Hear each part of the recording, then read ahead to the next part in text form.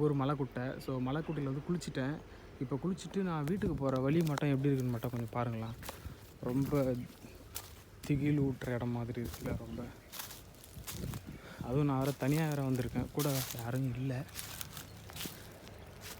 இடம் எப்படி இருக்குன்னு பாருங்கள்.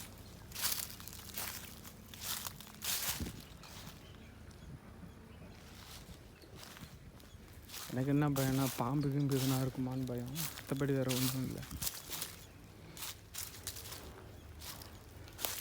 அப்பா இப்போ இதை வந்து பார்த்தீங்கன்னா குனிஞ்சி தான் போகணும்,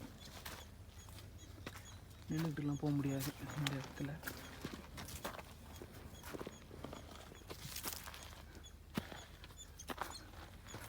வந்த ரூட்டை பாருங்களேன்.